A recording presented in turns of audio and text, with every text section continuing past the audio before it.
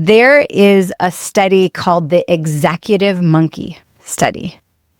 And I was thinking about it and through the context of women who carry too much. So the study was conducted back in 1958 before there was animal rights.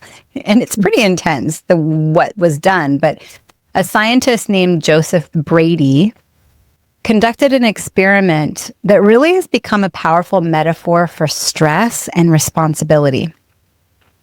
So it's known as the executive monkey study. So in the study, monkeys were paired in separate cages. One monkey had a job. He could press a lever to prevent an electric shock from coming every few seconds.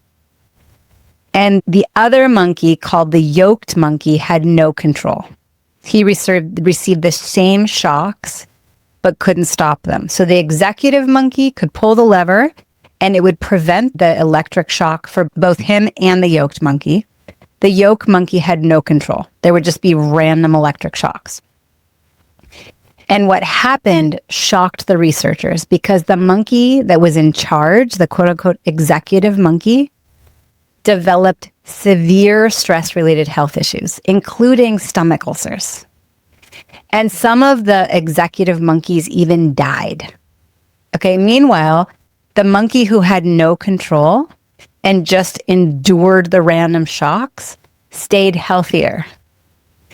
And I'm like, why?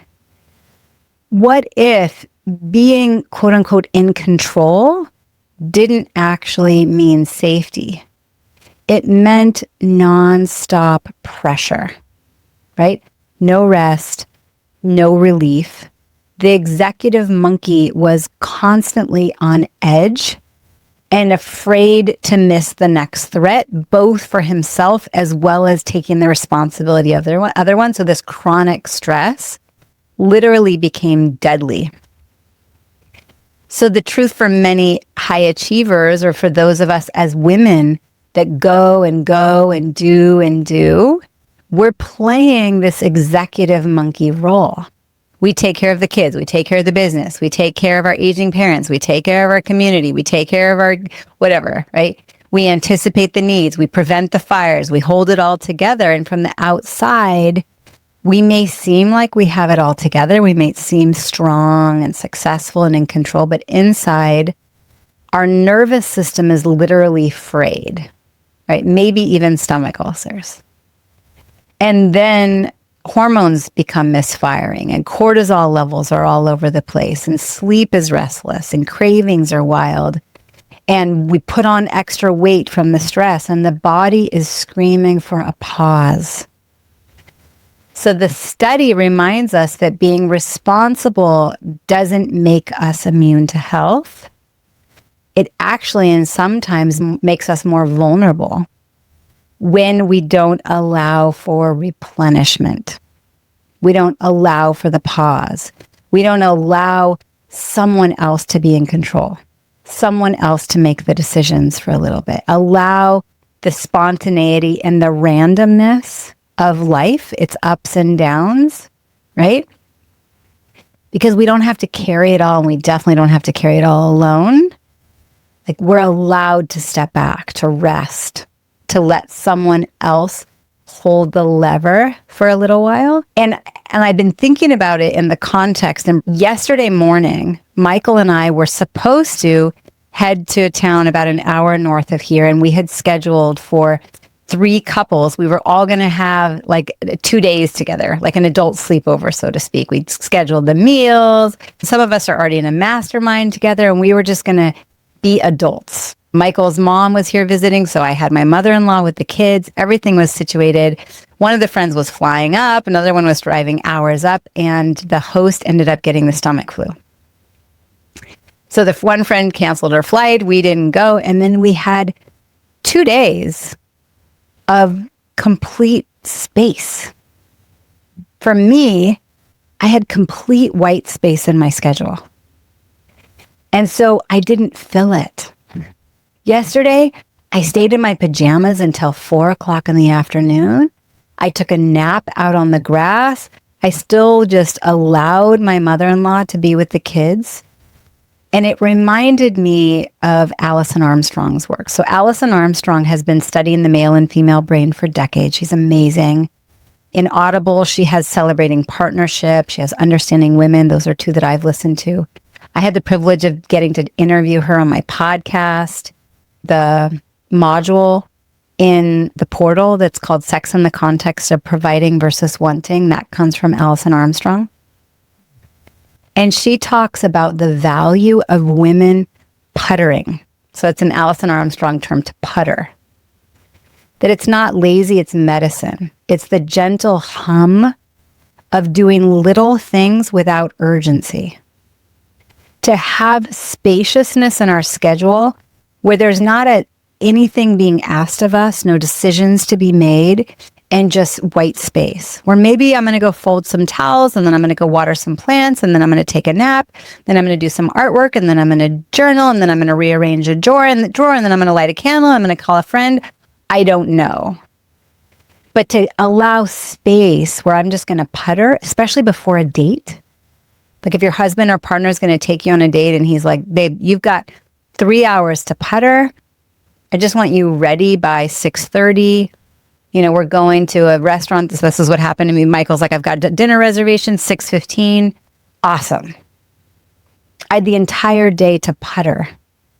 And it brings women back to themselves. It soothes the nervous system. It reconnects us to pleasure and presence.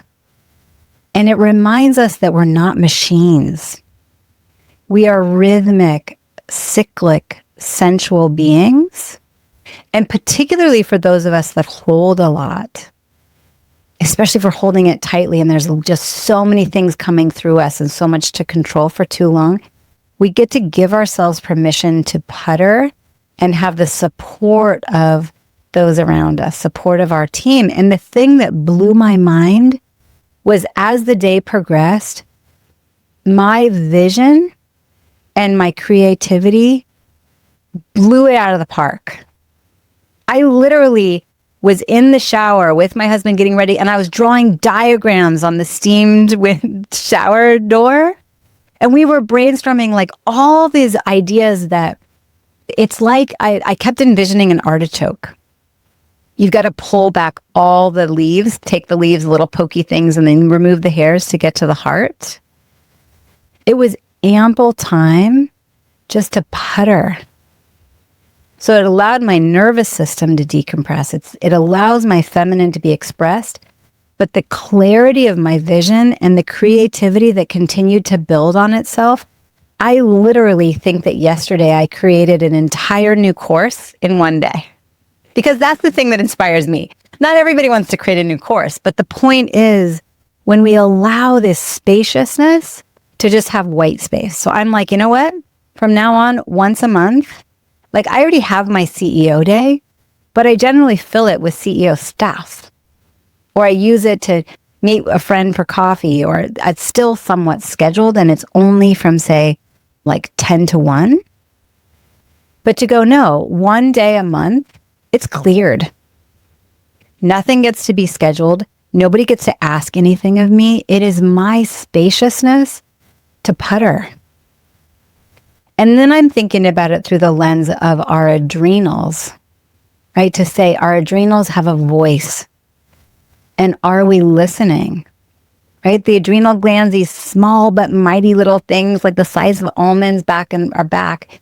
And they regulate our stress response, our blood sugar, our energy reserves, our anxiety, our depression, our weight stabilization, our hormones, our gut health, our immune system. And when they've been running on overdrive for too long, hello, executive monkey. They burn out. Too many decisions, too much control, versus just allowing the relinquishing. That other monkey was still getting the electric shock, not knowing when it would show up, but it wasn't her responsibility or his responsibility. So just to allow the freedom that can come in that. And so to go, Like, where's this balance, and what's the benefit of having our adrenals nourished? It's going to address the fatigue, the brain fog, the irritability, the sleep issues, the wavering libido, the crashes after coffee. So then we have the opportunity to restore our adrenal vitality.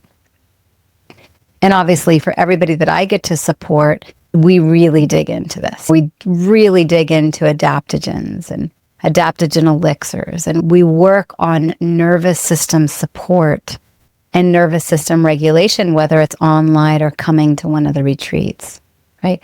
Breathwork and toning and gentle movement and time in nature and Epsom salt baths and alternate nose breathing and vision casting and gratitude practice, all of it. And then we also get to look at your Dutch Plus test and your 24-hour cortisol curve and all of that stuff. But just to go, wow, this felt so real, to say we deserve to rest. We deserve to replenish. And it's not something that we have to earn. As women, it is like literally a non-negotiable. For humans, you know, those executive monkeys could have been men or women. I don't know. It didn't say anything about gender.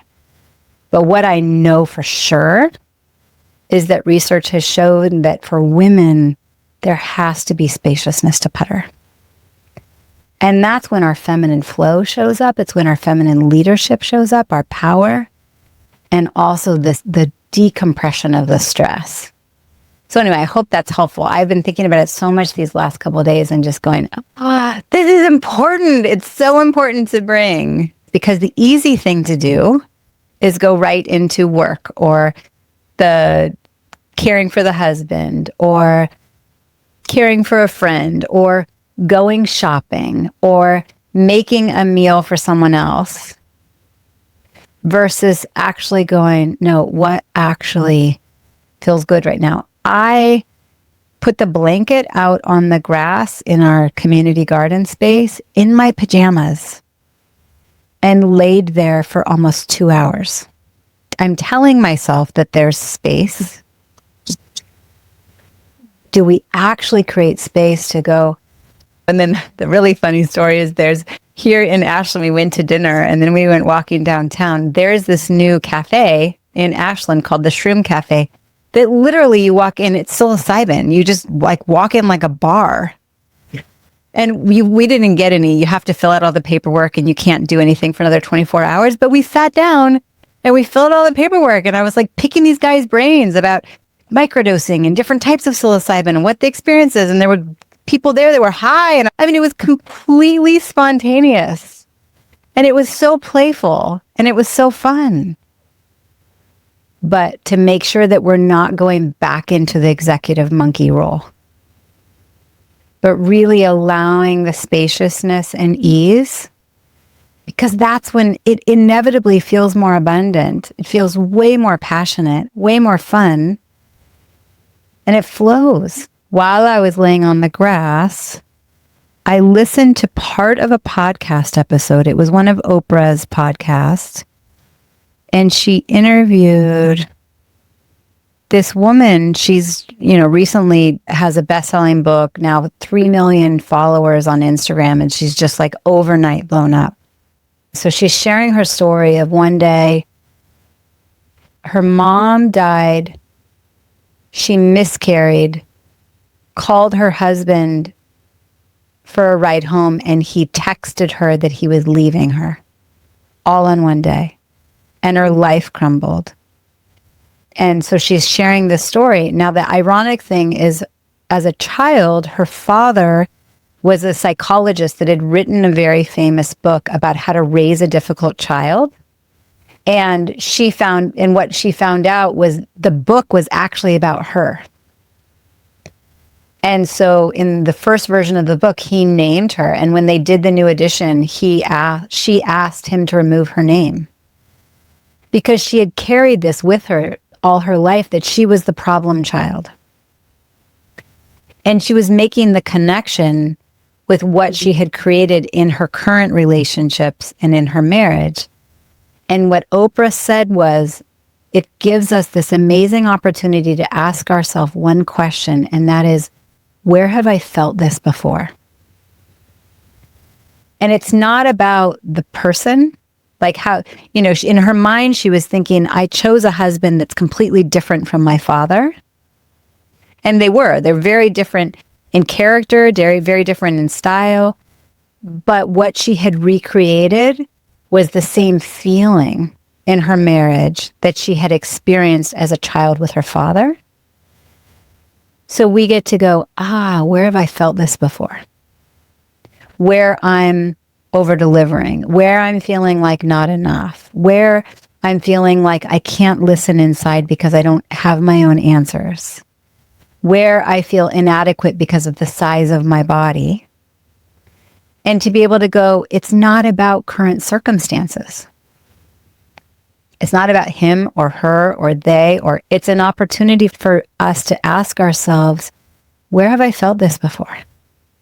And to go back to that place where I was that little girl that I wasn't given permission to listen inside. The emotional response is within my cellular body. Like the cellular memory is coming up, and I have the privilege to not play the executive monkey. I have the privilege right now of choosing to rewrite it. Where can I soothe? Where am I going to just let myself cry? How am I going to let myself be held by someone who is there that's going to care for me? Where can I use this opportunity to actually go putter and fill up rather than, as a child, going right into savior mode? Especially when there's heavy energy or feelings of being depressed. Often depressed, is depressed versus expressed. Depressed often is lonely versus comfortable being alone. It also makes me think of the emotional guidance scale. So there's a few things that science is now proving. That one of the lowest, sluggish, slow-moving, literally low vibration emotions that we can exist in would be fear, grief, depression, powerlessness, right? Insecurity, guilt, unworthiness, jealousy, hatred, rage, revenge, anger, discouragement, blame. And you can move yourself up. And as we move up one rung, it's like I remember a time when I was really in a very sad, like really in grief and depression. And my dad was like, you just have to choose joy. How about I move up to anger and I allow myself to actually feel angry? It's still not a lovely emotion, but it's slightly up. It's slightly swifter. And then I allow myself to move up to pessimism and boredom. And then, what am I content with? I'm content with the fact that when I turn on the water, hot water comes out. I'm content with the fact that I have clothes in my closet. Literally. And then to slowly move up this scale and to go, where is there evidence? Can I find anything in my life that maybe I can have positive expectation around? Is there anything where I feel a sense of freedom?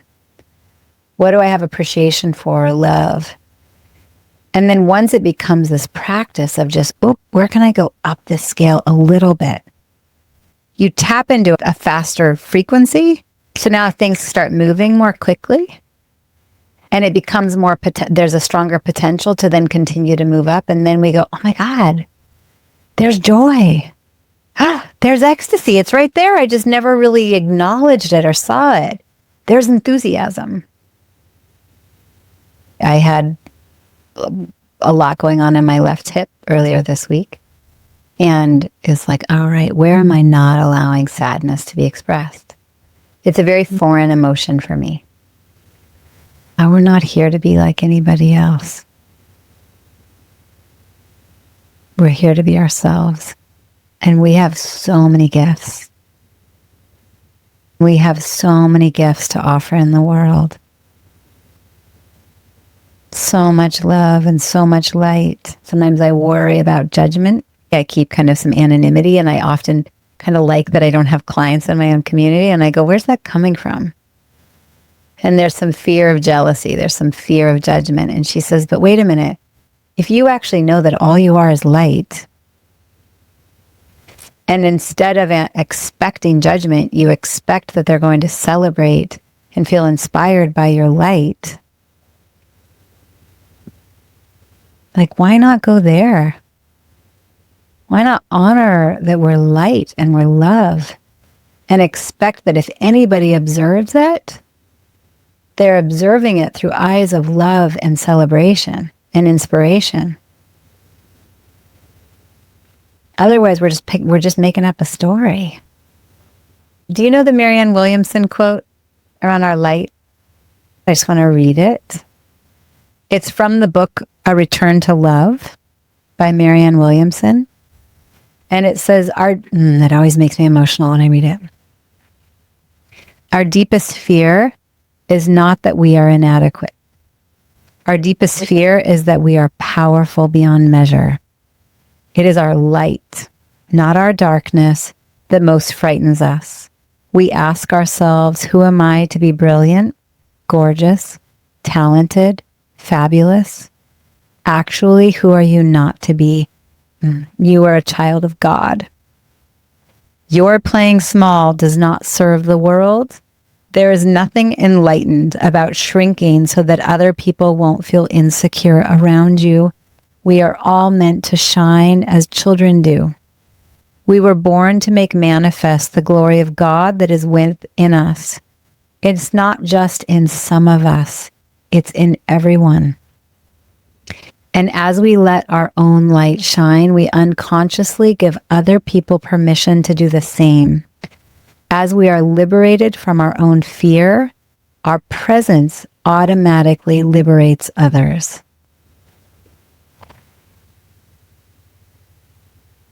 So we all get to go putter in that energy, to go bathe in it.